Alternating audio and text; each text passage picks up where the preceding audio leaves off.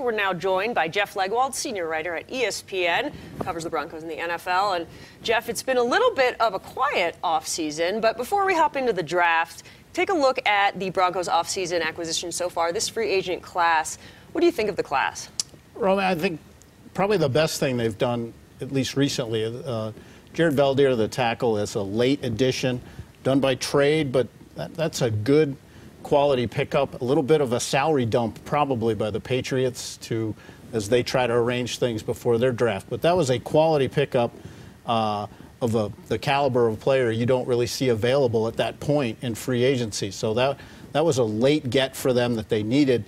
Now you also have on the other side of that the strange release of a player like C.J. Anderson, days before the draft. You don't often see that either. So they've had a quality addition, and what that tells me about CJ is they tried to trade him up until that last point, and then when they didn't get the market they wanted for him, then they released him. But those two moves are probably the most notable of this period. So in the running back position, with CJ now gone, do you think the Broncos have enough faith in Devontae Booker and D'Angelo Henderson, or perhaps maybe with that number 5 pick they shore up that running back core? Probably not at number 5, Romy. I mean, unless Saquon Barkley of Penn State is sitting there, then yes, they use the number 5 pick, but that would be a stunner. But it is a very deep running back class in this draft. In fact, it's probably the only position general managers would consider deep in this draft. So they could get a potential starter in the 2nd, 3rd, 4th, maybe even the 5th round. So I think they will use at least 1, possibly 2 picks on backs in this draft. All right, well, since we're talking about the draft, and it's what everybody wants to know about, the Broncos at number 5, there's been so much talk. Do they trade? Do they take a quarterback?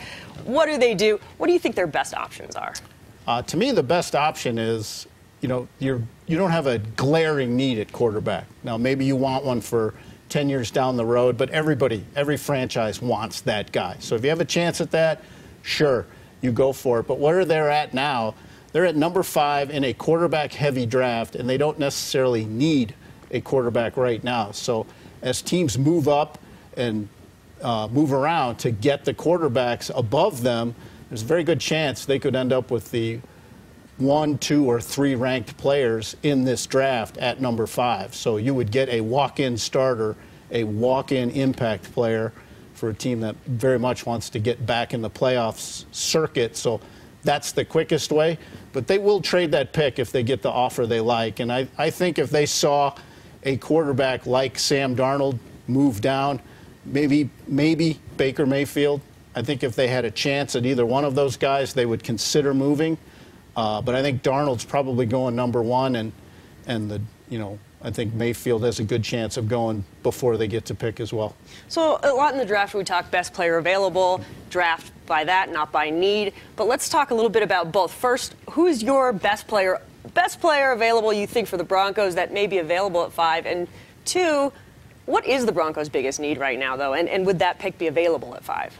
I think their biggest need would be running back right now, if you look at it. I think they need some help in the offensive line. I think they need some help at receiver.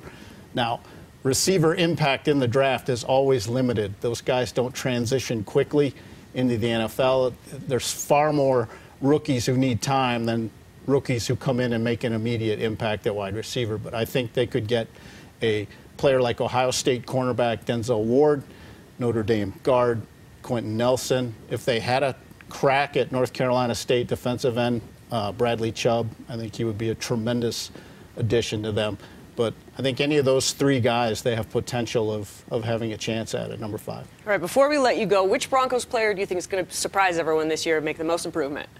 Well, the player they need to make the most improvement on a need basis is Bradley Roby. Bradley Roby has to go from complimentary player, comfortable in that role of complimentary player, to being a guy who's out front, being a starter, you're replacing a guy who was named to 3 Pro Bowls in his time with the Broncos and Aqib Talib. So Bradley Roby needs to be everything they hoped he would be when they picked him. And I think it is time for Shane Ray to step forward and be that reliable, regular presence in the pass rush. 1 sack in an injury-troubled season last year is not what they need from him.